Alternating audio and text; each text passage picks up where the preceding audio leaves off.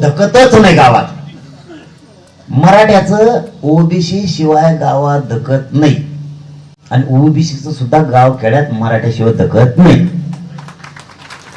आम्हाला इथं रोज एकामेकाला गरज लागत, कशाची कशी. 4 जणांना नसते लागत.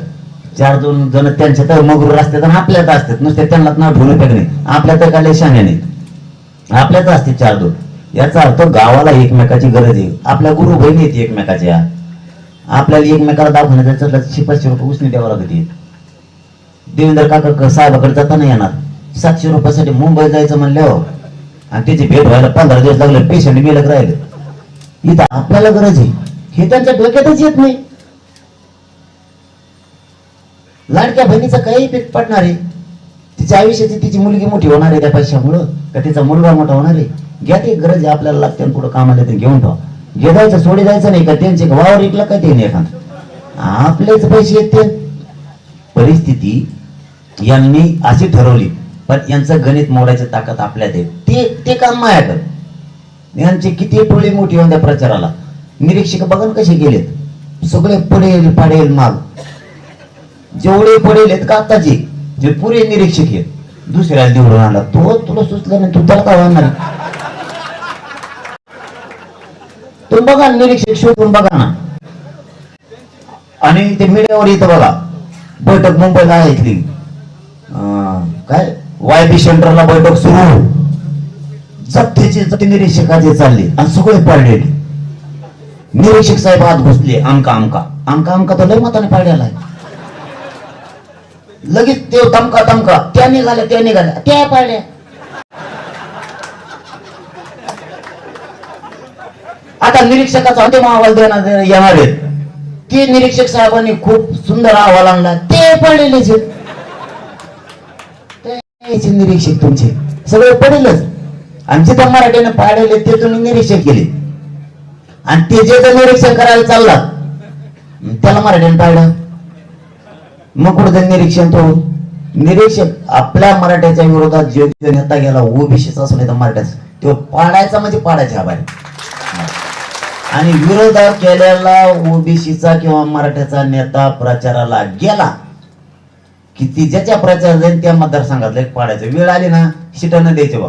हे बघा आपल्या जातीची शान राखायचं आपल्याला. तुम्हाला मला काही किंमत नाही. हा जातीला किंमत.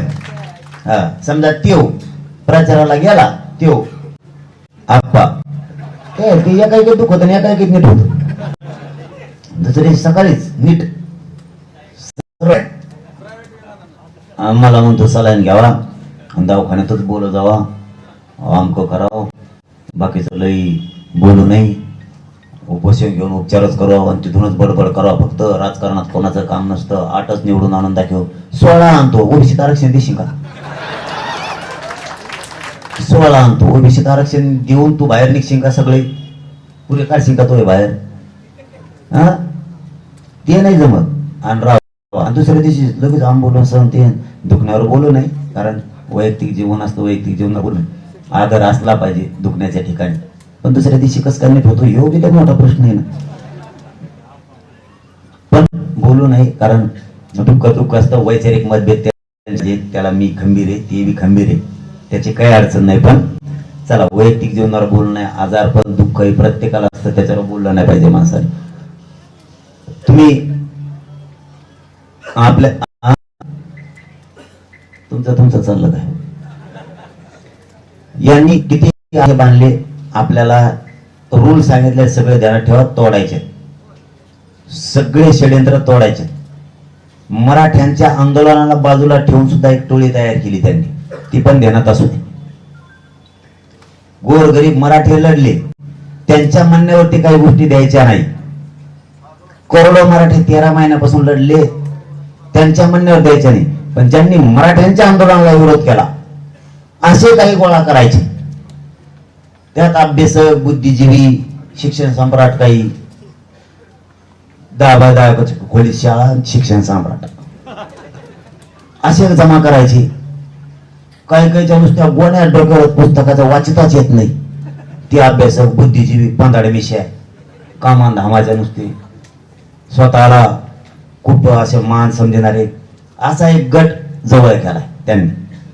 आमिषाच्या जीवावरती कामं दिलेले असतील काही काहीला, काहीच्या मेहण्यात दिलेल्या असतील कॉन्ट्रॅक्टरी, काहीच्या पुण्याला मेहून आहेत, काहीचे नगरला आहेत, काहीला कोंकण येतं, काहीचे नगर जिल्ह्यात आहेत, काही साईबाबाच्या तिकडे येतं, काहीचे करमाळकडे आहेत, काहीचे बदनापूरला येतं, काहीचे लातूरकडे येतं मेहणे, काहीचे इकडे येतं संभाजीनगरकडे येतं, काही बदनापूरला येतं, काही भाचे कामं दिलेले असतात.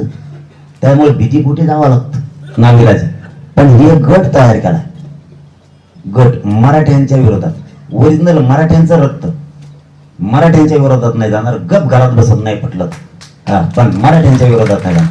पण आता ती एक गट तयार केलाय आणि सरकारने मराठ्यांचं आंदोलन बाजूला ठेवू, त्यांच्या म्हणण्यावर काही गोष्टी द्यायच्या, त्यांनी यश मिळवून होईल, मग तर मराठी जास्त पाडणार तुम्हाला.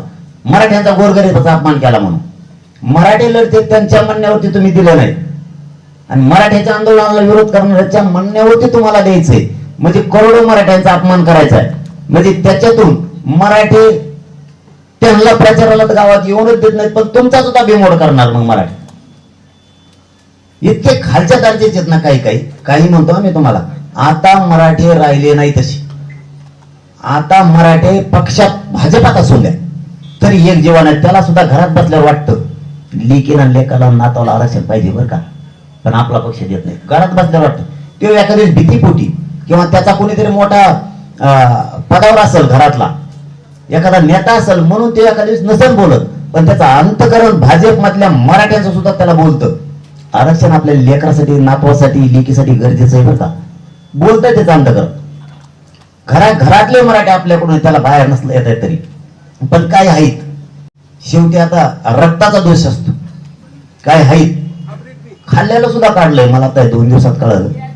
एक जणांनी खाल्ल्याला सुद्धा काढलं, म्हणजे काही जण एक 3-4 महिने 5-6 महिने 4-5 महिने आंदोलनात होते, त्यांनी कधी त्यांच्या घरून डबा आणल्याला सुद्धा काढलाय असं कळालंय मला. का आम्ही त्याला जीव घालत होतो. तो बी माझ्या संग 5 महिने गाडीवर बसून समाजाचं खाल्लं ना शेण, आणि मी तुला आण नाही म्हणलो कधी. मी तुम्हाला प्रामाणिक समाज म्हणून सांगतो, मी कधी कोणाला आण म्हणत नाही, पण हेच म्हणते माझ्या घराला पाय लागू द्या, मी जातो 2 घास का म्हणून खातो, तुम्ही खाल्ल्याला काढायला लागलात रे बेमान रक्ताच्या आवला देऊ. तुला तर 4-5 महिने असतील आंदोलनात, तो खाल्लाच असेल तर 3-5-15 म्हणजे 150 दिवस झाले. 150 दिवस तर मी तो डबा खाल्लाच नस. कधी काळी तो आणला असेल 30-40 वेळेस, 32 वेळेस आणला असेल, तो आम्ही पोहोच करणार आहे. गोणीत बांधून तो एक डबे तो दारात नेऊन टाकणार आहे. तो खाऊ घातलेली इतकी नीच आवला सुद्धा समाजात काही जन्मू शकते. म्हणून मी प्रत्येक वेळेस